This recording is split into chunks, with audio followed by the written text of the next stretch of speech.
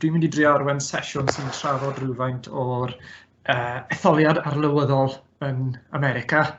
Newn ni gyfeirio chydig at yr etholiad sydd wedi bod, a wedyn trio rhoi chydig mwy o gyd-destun i hwnna. Felly, y cwestiwn mawr yn y cefndir i'r sesiwn yma yw sut mae America'n etholi arlywydd. Newn ni ddechrau gyda rhywfaint o argraffiadau o'r etholiad sydd newydd fod mis diwetha rhwng Mr Trump a Mr Biden. A wedyn troi i edrych ar elfen bwysig o'r broses o ethol arlywydd yn America, ar Coleg Etholiadol. Dwi ddim yn siŵr os ydy rhai ohonoch chi eisoes yn astudio hwn fel rhan o'ch cwrs, neu os ydy yn elfen ydych chi ar fi'n dod ato. Ond fe ddyle y cynnwys ble bynnag ydych chi o ran eich astudio fod yn berthnasol i chi, a hefyd fe ddyle fe fod yn bwnc y gallwch chi ymwneud ag yn y sesiwn ar hyn o bryd, achos byddwn ni'n cyfeirio nôl at dipyn o rhai o'r pethau yn cael eu trafod fel rhan o ddadl yr etholiad mwyaf diweddar. Felly newn ni dreulio chydig o amser yn edrych ar sut mae'r coleg yn gweithio, a hefyd cymharu canlyniadau yr etholiadau mwy diweddar, yr un sy'n newydd fod a'r un cyn hynny pan lwyddodd Mr Trump i ennill, gyda rhai mwy hanesyddol, a sut ydyn ni'n gweld fod natur y Coleg Etholiadol yn America, sy'n allweddol i sut maen nhw'n ethol arlywydd, wedi newid dros amser. A wedyn gorffen drwy edrych ar rai dadleuon ynglyn â Cryfderau a gwendidau system y Coleg Etholiadol yn America, achos dros y blynyddoedd diwetha, yn enwedig o ochr y democratiaid, mae yna dipyn o drafod wedi bod ynglyn â os ddylid symud at system wahanol ydy'r Coleg Etholiadol dal yn briodol ar gyfer etholi arlywydd. A fel ni'n dweud, mae'r rhain yn gwestiynau sy'n cyffwrdd â'r themau pwysig yn y maes llafur ydych chi'n ei astudio ar gyfer y cwrs Llywodraeth a Gwleidyddiaeth lefel A. Felly, fel chi'n gweld yr elfennau o broses ethol arlywydd a'r Coleg Etholiadol ei hunan.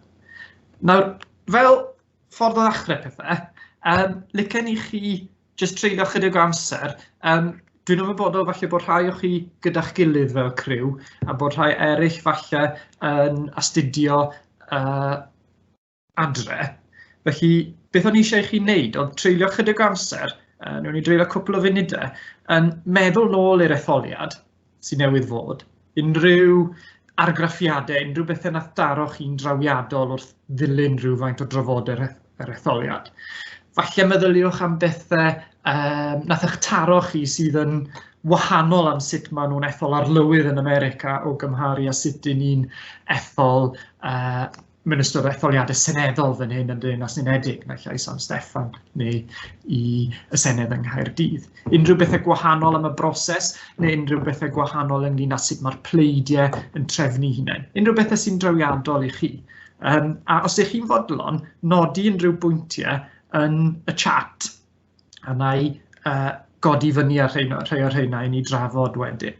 Felly, os ydych chi'n fodlon treulio cwpl o funudau, ac yn y chat, nodi unrhyw bwyntiau sy'n taro chi fel pethau trawiadol am sut mae America yn cynnal i etholiadau. Felly, na i adael rhyw funud neu ddwy i bawb cael amser i feddwl. Nodwch rai pwyntiau yn y chat, ond hefyd gallwn ni wedyn, os ydy rhai pobl yn dymuno, cyfrannu ar lafar hefyd.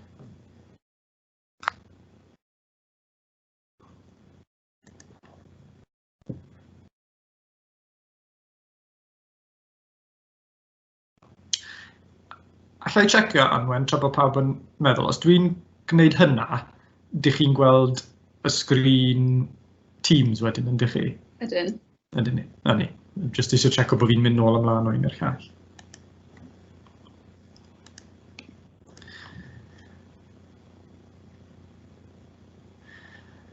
Neu ni, rhaid pethau'n dechrau dod. Y proses hir iawn, rôl y cyfryngau. Ie, yn sicr iawn. Os ydych chi'n meddwl am yr etholiad yn America, dyn ni'n gweld y modd bod hysbysebu ar y teledu hynod yn rhywbeth cyffredin iawn o gymharu â beth dyn ni wedi arwedd fan hyn. Diddorol cyfeirio at rai o'r taleithiau. Taleithiau oedd yn cael eu cystadlu'n agos. Ohio yn aros yn goch, Florida yn agos iawn. Georgia'n troi'n las. So mae'n ddiddorol bod chi'n cyfeirio at daleithiau allweddol. A dewn ni nôl I drafod hynna maes o law pam ni'n edrych ar rai o'r canlyniadau diweddar o gymaru ar ei mwy hanesyddol. Faint mor agos oedd hi yn Florida. Cadwch mewn cof y pwynt yna ynglyn â pa mor agos oedd y canlyniadau mewn rhai taleithiau a beth yw goblygiadau hynny. Achos mae hynna'n ffactor sy'n berthnasol pan ma'n ni'n dod I drafod ydy'r Coleg Etholiadol dal yn addas. Unrhyw beth eraill. Taleithiau'n cael dewis sut mae'r pleidleisiau'n cael ei cyfri. Ie, pwynt da iawn, Benjamin. Dyn ni wedi gweld dipyn o hynna yn ddiweddar achos bod chi'n edrych ar yr achosion llys sy wedi dilyn yr etholiad hefyd. Mae rhain yn achosion sydd yn cael ei ymladd ar lefel y taleithiau unigol. So mae etholiadau yn America yn bethau sydd wedi datganoli'n sylweddol lawr I lefelau lleol iawn. A dych chi'n gweld dim un ffordd o gynnal y bleidlais sydd.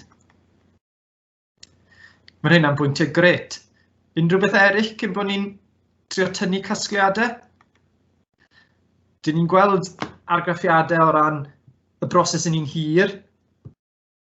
Eto pwynt ynglyn â treoli'r taleithiau. Felly ni'n edrych proses hir, os ydych chi moyn bod yn ymgeisydd ar gyfer arlywydd, mae'n bob pwrpas yn broses o 2 flynedd bron a bod ymgyrchu'n barhaol. Ni'n cyfeirio at rai o'r taleithiau sy'n allweddol, a mae'n ddiddorol, dyn ni'n pwyntio at rai taleithiau allweddol. Sy'n o bosib yn gallu cael ei gymharu gyda'r syniad mewn etholiadau seneddol fan hyn yn y Deyrnas Unedig, dyn ni'n meddwl am y seddi allweddol, etholaethau allweddol, a sut mae'r etholiadau falle'n dieddol o ganolbwyntio ar lon dwrn o rheini a rhai eraill yn cael ei gweld fel rhai mwy saff. Mae'n elfen o gymharu fyna, ond eto I gyd gwahaniaethau hefyd. A hefyd y pwynt mae bod yr etholiadau o ddilyn nhw'n America yn bethau sy'n genedlaethol, ond ar yr un pryd lot o reolau lleol iawn a lot o drefniadau lleol iawn sy'n golygu mewn sawl ffordd bod yr etholiad ddim jyst un etholiad sgynnon ni, ond lot o drefniadau gwahanol yn dibynnu ar pa fath o dalaeth dych chi'n byw ynddo. Cadwch mewn cof hefyd rhai o'r pwyntiau yma ynglyn â parau o'r taleithiau sydd wedi newid neu aros. Roedd yn dalaeth agos, ond nath aros gyda Trump y tro yma.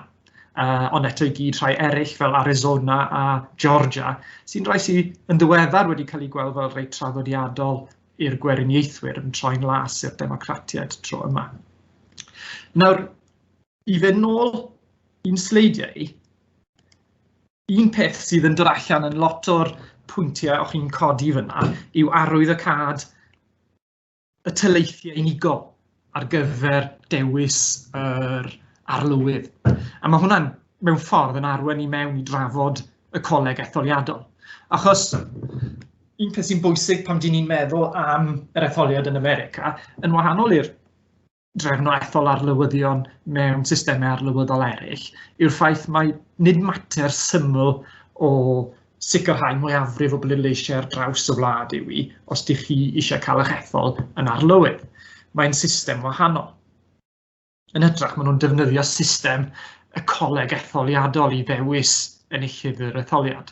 A mae hwn yn system sy'n dyddio reit nôl I rai o'r trafodaethau cynnar ynglyn â sefydlu America fel system wleidyddol a sut o'n nhw'n bwriadu trefnu gwlad oedd mor eang o ran maint yn ddaearyddol.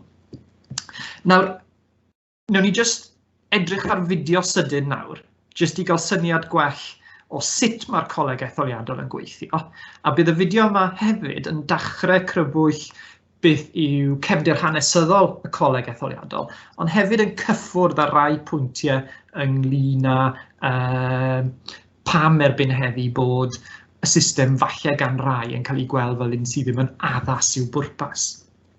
Nawr, dwi'n mynd I rannu y link i'r fideo yn y chat I chi, ac felly gallwch chi wedyn o'ch cyfrifiadur gymryd cwpl o funudau I edrych ar y fideo. Felly dwi'n rhannu'r link yn y chat nawr. Fideo ar wefan y BBC yw e. Mae'n para rhyw 2 funud a hanner yn reit gryno. Felly os ydych chi'n fodlon edrych ar y fideo yna a gan ystyried be dyn ni'n dysgu ynglyn â sut mae'r Coleg Etholiadol yn gweithio, beth yw rhai o'r nodweddion allweddol y Coleg Etholiadol.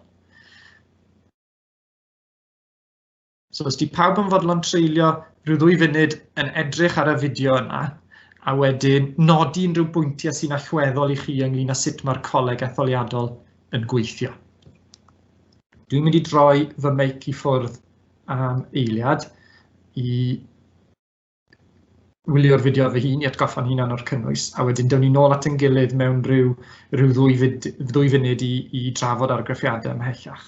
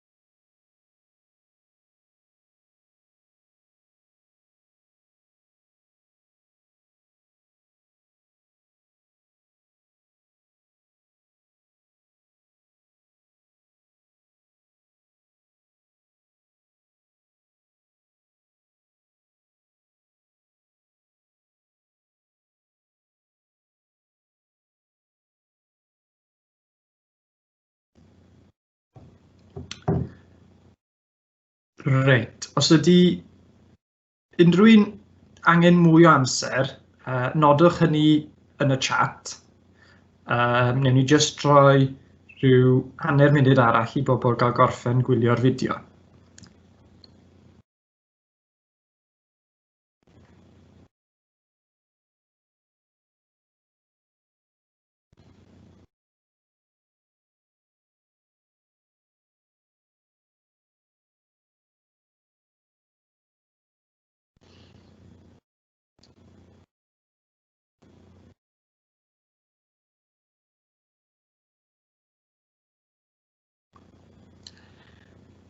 Reit te, felly oedd yr fideo yna'n rhoi rhywfaint o hanes i ni'r Coleg Etholiadol a hefyd yn rhoi gwybodaeth i ni ynglyn â sut mae'r system yn gweithio, beth yw rhoi y nodweddion allweddol y system. Newn ni ofyn i ddechrau, os unrhyw un fydde'n hapus i siarad ar lafar, i bwyntio unrhyw pwyntiau, os ydych chi'n dymuno gwneud hynny, gallwch chi ddefnyddio'r offeryn rhoi'r llaw i fyny sydd ar dop yr meddalwedd Teams, os di rhywun yn dymuno gwneud hynny. Yn rhoi cyfle am hynna i ddechrau. Felly os gan unrhyw un bwyntiau maen nhw eisiau rhannu ynglyn â beth maen nhw'n gweld fel unrhyw nodweddion allweddol i'r Coleg Etholiadol yn America.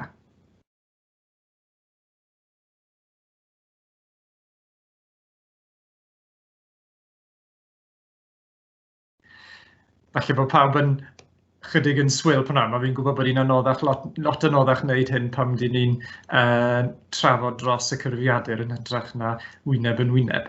Fydde unrhyw un yn fodlon nodi unrhyw bwyntiau yn y chat, unrhyw bethau sydd yn allweddol i chi ynglyn â sut mae'r Coleg Etholiadol yn gweithio. Beth yw rhai o'r pwyntiau allweddol ynglyn â sut mae'r system yma'n cael ei drefnu?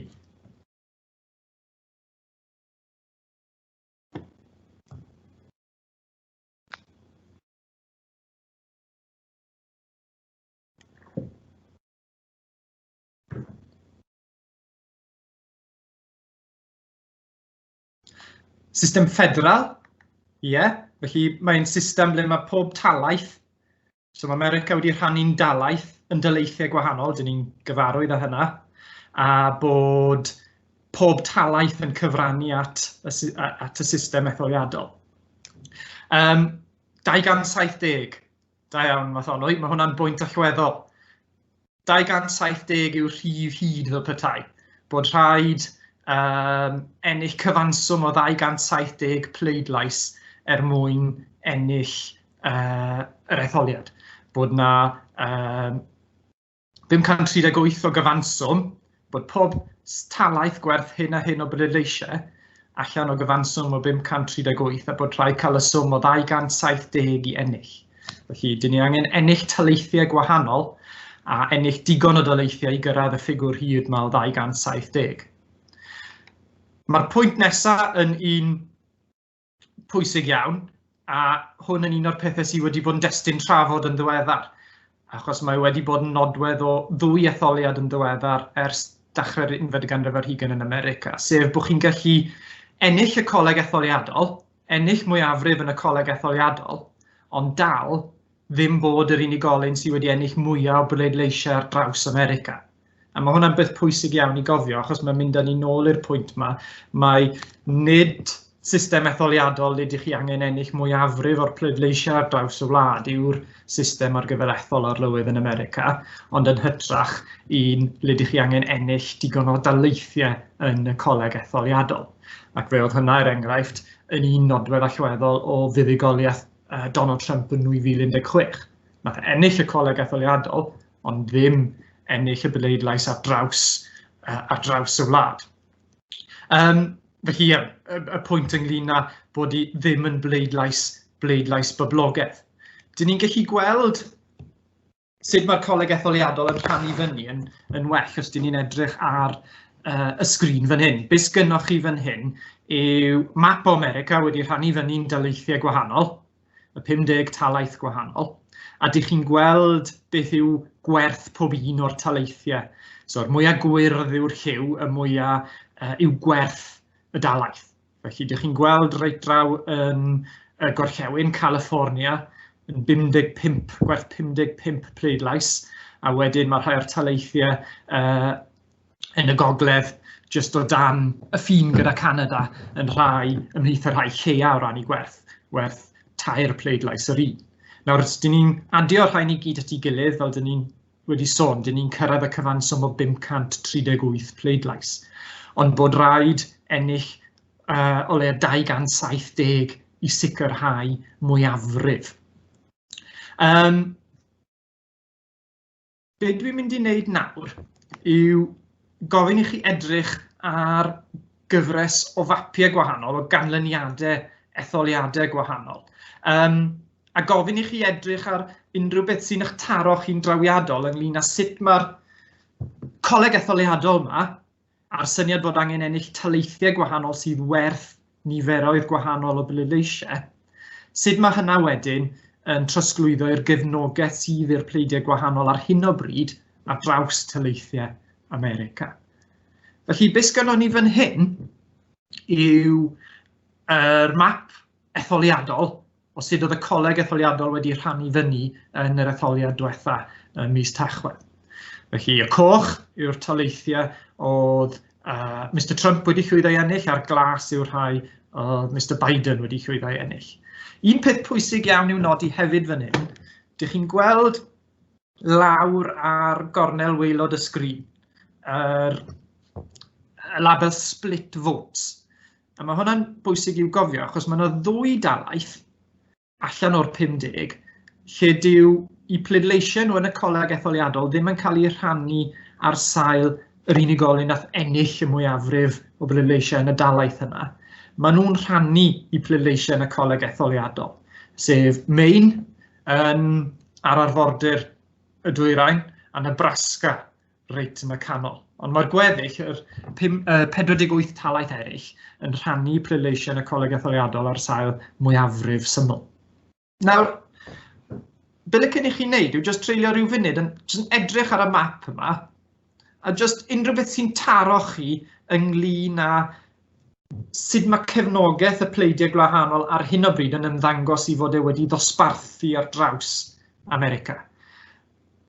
Unrhyw bethau sy'n eich taro chi yn ddaearyddol mewn gwirionedd ynglyn â ble mae cefnogaeth y gweriniaethwyr neu'r democratiaid ar hyn o bryd. Meddyliwch nôl falle I rai o'r pwyntiau chi'n neud reit ar ddechrau'r sesiwn ynglyn â rhai o'r taleithiodd yn allweddol y tro yma. Ond tu hwnt I yna, unrhyw beth arall gallwn I ddweud ynglyn â sut mae cefnogaeth y pleidiau wedi dosbarthu ar hyn o bryd. Os ydych chi'n fodlon nodi unrhyw bwyntiau unwaith eto yn y chat, gallwn I weld beth sy'n taro bobl yn arwydd y cael. Os ydych chi'n dreulio rhyw funud yn edrych ar y map,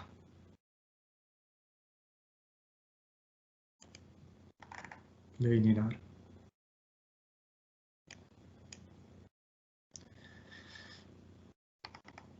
Poblogaeth uchel yn ddemocrati. Ie, mae hwnna'n bwynt da iawn. Os newn ni fynd nôl I edrych ar y sgrin, be ydych chi'n gweld yn dyfa yw bod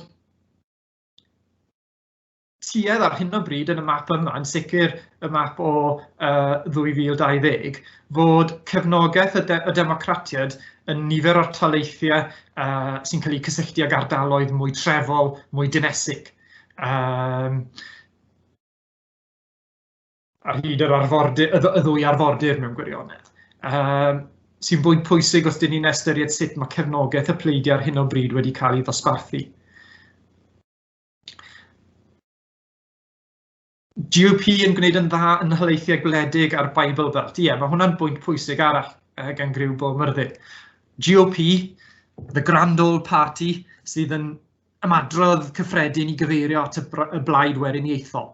A dych chi'n gweld ar hyn o bryd, os dych chi'n edrych ar y map yma, mewn gwirionedd yn cyferbynnu ar pwynt na ynglyn â'r democratiaid yn tueddu fod yn gryf yn yr ardaloedd mwy dinesig, a'r taleithiau le mae yna fwy ardaloedd dinesig.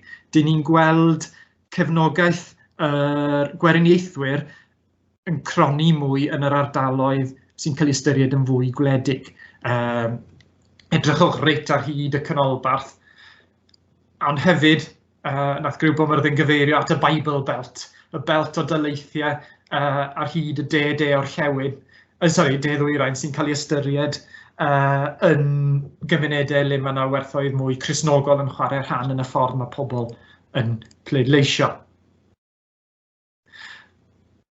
Pwynt mwy diweddar, ie, os dyn ni'n edrych ar yr etholiad yma, a mewn gwirionedd mae hwnna'n fwy clir os na'n neidio drosto i'r sleid yma, ble dyn ni'n gallu cymharu yr etholiad diweddar yn 2020 gyda yr etholiad cyn hynny 2016, y pwynt fod y democratiaid wedi ailgipio rhai o'r taleithiau pwysig oedd nhw ddim wedi llwyddo ennill yn 2016, gan gynnwys math honno i'n pwyntio at beth sy'n cael ei gyfeirio ato fel taleithiau'r Rust Belt.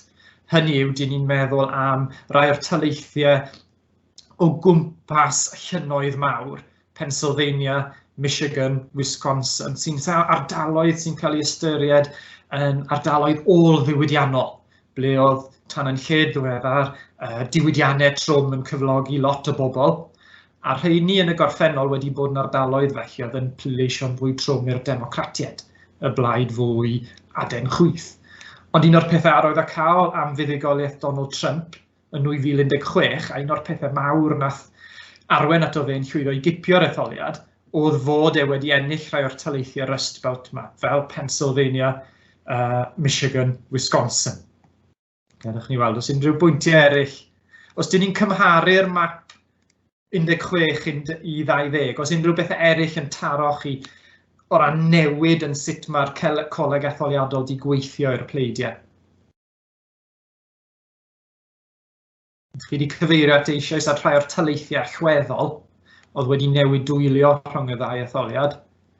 Unrhyw beth eraill sy'n werth nodi. Gadwch ni weld. Mae bwynt yn dod fan hyn I fi yn ôl. Teams.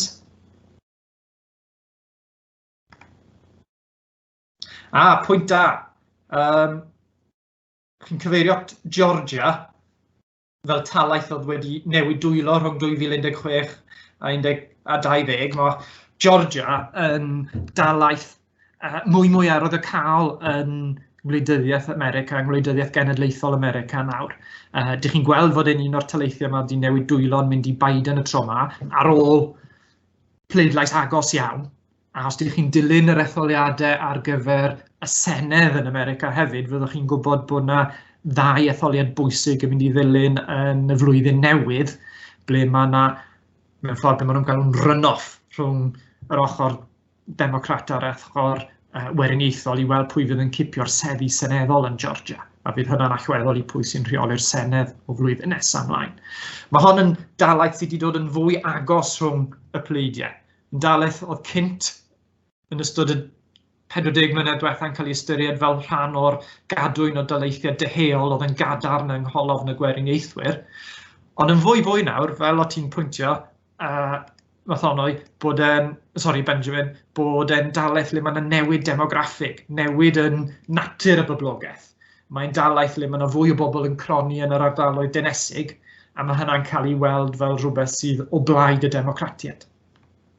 Gadwch ni neidio nôl chydig ymhellach nawr, a cymharu cynlyniad eleni gyda rhai mwy hanesyddol.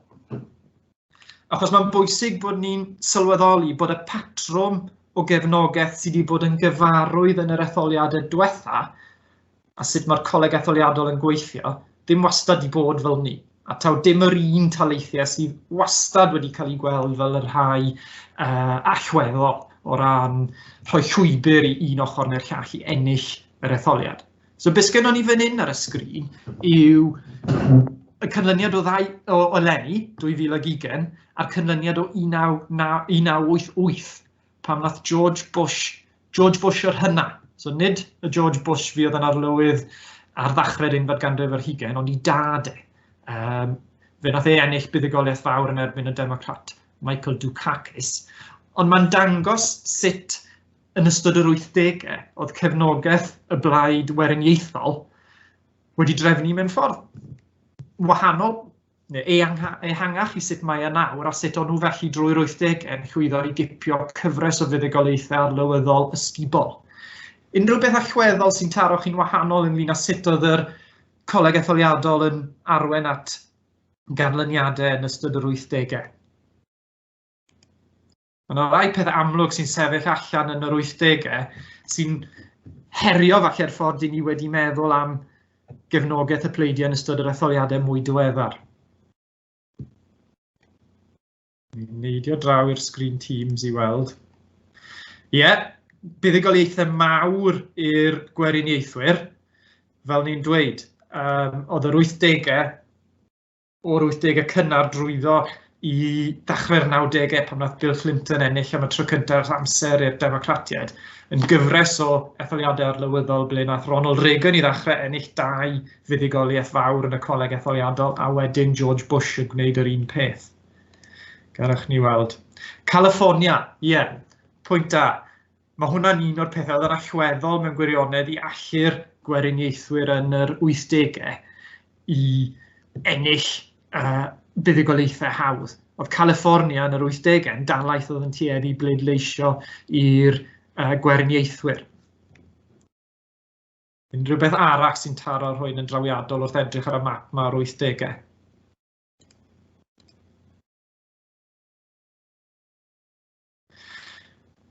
Falle, nhw'n ni'n neidio nôl eto, achos mewn gwirionedd mae'r cymharu hyd yn oed yn fwy diddorol ac yn fwy trawiadol os newn ni'n neidio nôl I etholiad yn y 70au.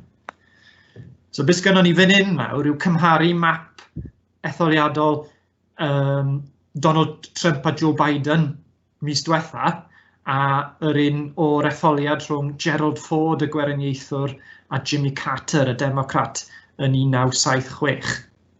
Nawr, mae 1906 yn cael ei weld fel etholiad reit bwysig, achos mae'n cael ei weld o bosib fel penllanw un math o fap etholiadol, un math o gynlyniad o'r Coleg Etholiadol. A yn arwen i mewn i yr 80au a wedyn y cyfnod mwy diweddar le mae yna gefnogaeth wahanol. So os ydych chi'n cymharu'r ddau fap yma, be ydych chi'n gweld yn wahanol o ran dosbarthiad y gefnogaeth i'r ddau blaid fawr?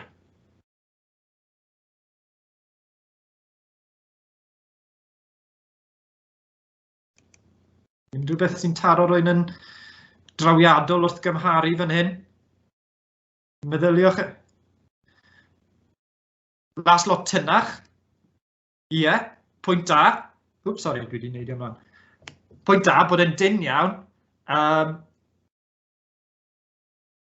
Ond edrychwch hefyd ar falle rhai o'r llefydd dyn ni'n draddodiadol wrth astudio'r canlyniadau mwy diweddar yn ystyried fel cadarnleoedd gweriniaethol. Fe gaethon ni gyfeirio funud yn ôl at y Bible Belt. Ie, mae fe'n raniad mwy gorllewin dwyrain, ond hefyd edrychwch ar hyd taleithiau y de ddwyrain, o Texas drwyddo i Louisiana, Mississippi, Alabama, Georgia, South Carolina a North Carolina. Mae ydych chi gadwyn fan'na o daleithiau deheuol oedd yn y cyfnod hyn yn tueddu yn sicr yn etholiad Carter ac am y degawdau cyn hynny yn traddodiad mwy o bleidleisio tuag at y democratiaid. Felly ydych chi'n tynnu sylw at Morgan yn tynnu sylw at Texas, talaith fawr las yn 1976, ond yn y cyfnod mwy diweddar, dyn ni wedi meddwl am Texas fel talaith sydd yn fwy tebygol o fod ar yr ochr weriniaethol. Yn ystod yr ymgyrchu leni, oedd y rhai yn meddwl ydy Texas yn symud fwy tuag at symud nôl i fod yn fwy democrataidd o rannu natur. Ond y prif bwynt dwi'n trio wneud wrth edrych ar y mapiau gwahanol yma yw bod e'n bwysig bod ni wrth feddwl am y Coleg Etholiadol a sut mae'n arwen at ganlyniadau gwahanol, bod ni ddim yn meddwl am y mapiau a'r darluniau ni'n cael o'r mapiau mwy diweddar fel yr hyn sydd wastad wedi bod, a bod cefnogaeth y pleidiau a sut mae hwnna wedi ddosbarthu ar draws y wlad ac yn dod allan mewn canlyniadau mewn Etholiad Arlywyddol wedi newid dros y degawdau, a bod chi wedi tynnu sylw at newidiadau demograffig fel ffactor sy'n gallu bod yn allweddol i hynna. Ydyn ni'n gweld hynna'r waith yn fwy diweddar yn Georgia. Ond mae newidiadau gwleidyddol mawr yn Gwleidyddiaeth America hefyd yn gyd-destun. Achos un o'r pethau sy'n cael ei drafod weithiau fel ffactor oedd yn bwydo mewn i wanhau cefnogaeth y democratiaid yn y taleithiau deheuol yn y 60au a'r 70au, oedd penllanw gwleidyddiaeth hawliau sifil yn y taleithiau yna yn y cyfnod hynny. So mae newidiadau mawr yng Gwleidyddiaeth America hefyd yn gallu newid sut mae cefnogaeth y pleidiau wedi ddosbarthu. Reit, dyn ni wedi gwneud dipyn o edrych nôl yn hanesyddol a gweld sut mae'r Coleg Etholiadol yn arwen at fathau gwahanol o ganlyniadau. Be dwi eisiau gwneud nawr i orffen, a felly gewn ni ddim cyfle i orffen hyn yn llawn yn y sesiwn yma, ond fe gewn ni o leia gyfle i ddechrau trafod a meddwl am y cwestiwn yma, yw y dadleuon yma o blaid ac yn erbyn y Coleg Etholiadol. Achos mae'n system, fel welon ni o edrych ar y fideo yna yn gynharach, yn un sydd wedi sefydlu ac yn dyddio nôl i ddyddiau sefydlu system wleidyddol America nôl ar ddiwedd 19th ganrif. Ond yn fwy diweddar, mae yna lot o drafod cynyddol wedi bod ynglyn â ydy'r Coleg Etholiadol yn parhau yn system sy'n addas ar gyfer ethol arlywydd ar gyfer y wladwriaeth i gyd. A dych chi wedi gweld mwy o lyfrau fel rhain sydd â fi ar y sgrin yn cael eu cyhoeddi. Ar yna llaw rhai yn dadlau'r achos o braid parhau i ddefnyddio'r coleg, why we need the Electoral College, ond mwy o hefyd o leisiau'n dadlau bod angen meddwl am system wahanol. Mae'r gyfrol mae gan Jesse Wegman wedi cael sylw yn America, er enghraifft, Let the People Pick the President, the case for abolishing the Electoral College. So mae yna fwy o ddadlau nawr ynglyn â ydy'r system yn un addas. Be licen i chi wneud yw, i ddechrau, meddyliwch nôl i rai o'r pwyntiau oedd yn codi yn y fideo, rhai o'r pwyntiau ydych chi wedi codi wrth ymateb yn y chat hefyd ynglyn â, er enghraifft, sut fod rhai taleithiau yn tueddu i gael mwy o sylw nag eraill. A jyst edrychwch hefyd ar erthygl dwi'n mynd i rannu fan hyn ar y chat. Mae'n erthygl sydd yn edrych ar oblygiadau'r etholiadau, y Coleg Etholiadol wrth arwenfynu at yr etholiad diweddar. Felly dwi'n mynd i rannu y link i'r erthygl yma nawr i chi. Yn y chat. Dyna ni. Erthygl o bapur newydd y Guardian yw yn edrych ymlaen i'r etholiad, so gafodd ei gyhoeddi yn mis Hydref, yn edrych ymlaen i'r etholiad, ac yn codi rhai cwestiynau ynglyn â sut mae'r Coleg Etholiadol yn gweithio, a pam bod rhai yn gweld y coleg fel system sydd ddim yn addas bellach. Felly, os ydych chi'n fodlon treulio rhyw 5 munud, os dim rhaid chi ddarllen yr erthygl yn fanol, ond tarwch olwg drosto fe, ond hefyd fel ni'n dweud, meddyliwch nôl i rai o'r pwyntiau oedd yn codi yn y fideo, a dewn ni nôl at ein gilydd i orffen wedyn, i drio tynnu ynghyd rhai pwyntiau sydd yn dangos i ni pam fod addasrwydd y Coleg Etholiadol yn rhywbeth sy'n cael ei gwestiynu fwy erbyn hyn yng Gwleidyddiaeth America. Felly, unwaith eto, na i droi yr meic fy hun i ffwrdd am eiliad, i chi gael llonydd i feddwl am bwyntiau, a wedyn, os ydych chi fodlon eto fel chi wedi gwneud yn wych hyd yn hyn, rhannu pwyntiau yn y chat, a gallwn ni weld pa argraffiadau sydd gynnon ni o'r Coleg Etholiadol. Dadleuon o blaid neu dadleuon yn erbyn cadw'r system.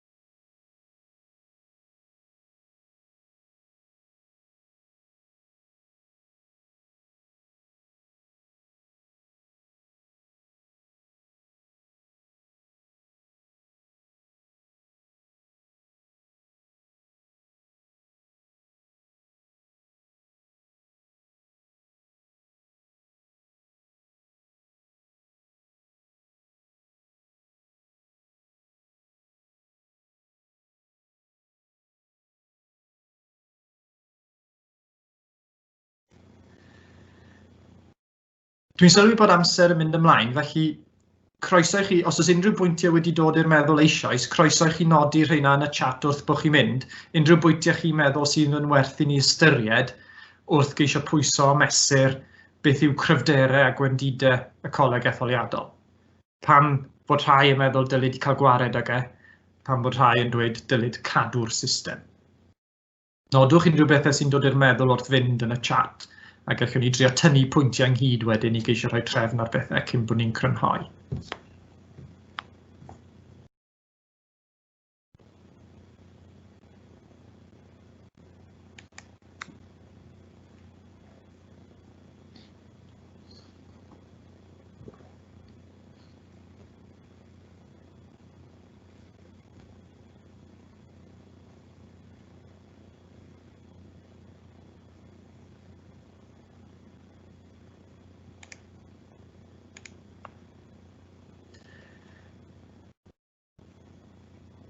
Mae un pwynt yn dod gyda ni'n barod. Newn ni aros i drio casglu un neu ddau o bwyntiau, a wedyn newn ni rannu argraffiadau pobl.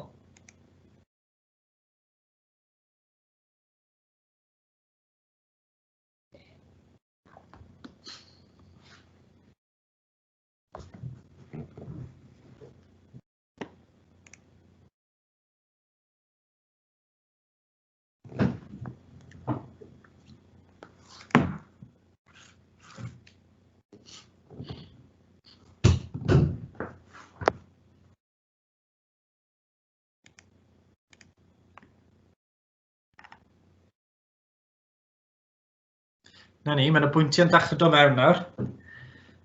Aros, mae yna un o ddau arall yn ôl y cyfrifiadau dy fi ar ei ffordd mewn, felly wneud. Na ni. Mae yna, yn y lle cynta, dych chi'n gweld y syniad yma yn hyd rhai, bod y system yn rhoi enillydd clir, ond eto i gyd ar yr ochr arall, gallai roi ddweud, wel weithiau, hyd yn oed gyda system y Coleg Etholiadol, dych chi yn arwain at ganlyniadau sy'n eithriadol o agos. Fe welon ni hynna'n ar fwyad nabyddus yn Etholiad 2000, ble yn y pen draw daeth popeth lawr i pwy oedd yn ennill talaith Florida, pan oedd George Bush yr ienga yn ymladd yr etholiad yn erbyn Al Gore, a fe ddaeth ganlyniad yr etholiad cyfan ar draws America lawr i rai cannoedd o bleidleisiau yn Florida yn y pen draw, achos oedd yr etholiad mor agos.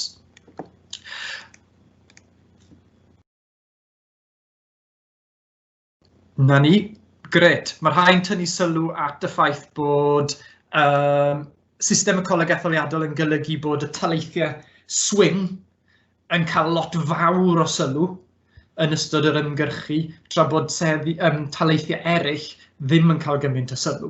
Mae hwnna'n debyg mewn ffordd i'r fath o ddadleuon dyn ni'n cael wrth drafod system bleidleisio a etholiadau seneddol yn enwedig ar gyfer San Steffan, le mae'r syniad o seddi ymylol, rhyw 100 o seddi ar draws y Deyrnas Unedig sy'n cael lot o sylw.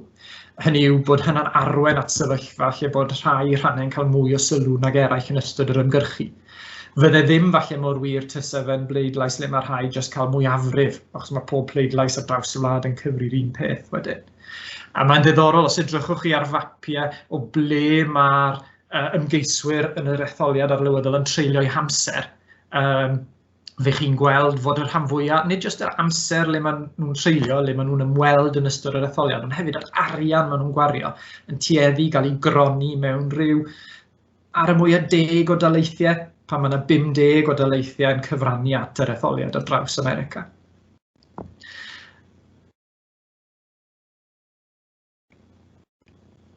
Ie, pwynt da iawn ynglyn â sut mae'r pleidleisiau'n rhannu fyny rhwng y taleithiau gwahanol. Mae hwn yn rhywbeth dyn ni'n gweld os ydych chi'n edrych ar y graff yma oedd yn yr erthygl nes i rannu gyda chi. Dych chi'n gweld mewn gwirionedd yn hyd rhai, mae'r system ddim yn un dda oherwydd mae'n golygu bod y bleidlais yn cyfri yn erbyn mewn ffordd taleithiau gyda mwy o boblogaeth. Oherwydd fod California a Texas yn daleithiau mawr gyda nifer mawr o bleidleisiau yn y Coleg Etholiadol, California er enghraifft â 55, os ydych chi'n edrych ar maint y boblogaeth a canran y boblogaeth yn y taleithiau yna o gymharu a taleithiau eraill ar draws America, ydych chi'n gweld darlun le mae y taleithiau llai yn tueddu gario mwy o bwysau nag yma dwysedd y boblogaeth, hynny yw faint o bobl sy'n pleidleisio yn yr taleithiau yna i awgrymu. Os edrychwch chi ar yr ail o'r lluniau a fan hyn, ydych chi'n gweld fod poblogaeth, yr holl daleithiau bach yna gyda'i gilydd, taleithiau bach o ran poblogaeth, os dim bach o ran deiryddiaeth am Alaska, ond bach o ran poblogaeth o'i rhoi gyda'i gilydd yn arwain at 96 pleidlais yn y Coleg Etholiadol, ond bod California sy'n ar ben ei hun a phoblogaeth fwy yn arwain at 55 o bleidleisiau. Mae hynny'n rhywbeth sy'n benodol yn dueddol o fod yn bwynt sy'n cael ei godi gan y democratiaid, oherwydd fel welon ni wrth edrych ar rhai o'r maps etholiadol diweddar, maen nhw'n dueddol o wneud yn well yn y taleithiau mwy dinesig, a bod rhai o'r taleithiau bach o ran poblogaeth yn tueddu fod yn rhai diogel gweriniaethol, le maen nhw'n casglu lot o bleidleisiau heb fod yn gorfod ymgyrchu'n galed iawn. Dwi jyst yn mynd nôl i'r screen teams i gasglu rhai pwyntiau eraill. Ie, pwynt da, yn clymu nôl gyda gan Griw Gwynlliw, pwynt o ran gan mai dim ond rhai taleithiau sy'n tueddu gario mwy o bwysau yn y Coleg Etholiadol, achos bod rhai taleithiau ymylol yn cael mwy o sylw na eraill. Dyn ni hefyd yn gallu dadlau yn hy brau bod canran bach o'r boblogaeth sydd wir yn penderfynu'r etholiad. O'r ochr arall, mae rhai ni gyd yn gwestiynau sydd yn cwestiynu'r system. O'r ochr arall, unrhyw bethau, ni wedi cael y pwynt ynglyn â enillydd clir fel dadl falle o blaid y system, unrhyw bwyntiau eraill sydd falle yn bethau o byddai bobl yn lleisio fel darleuon o blaid y system.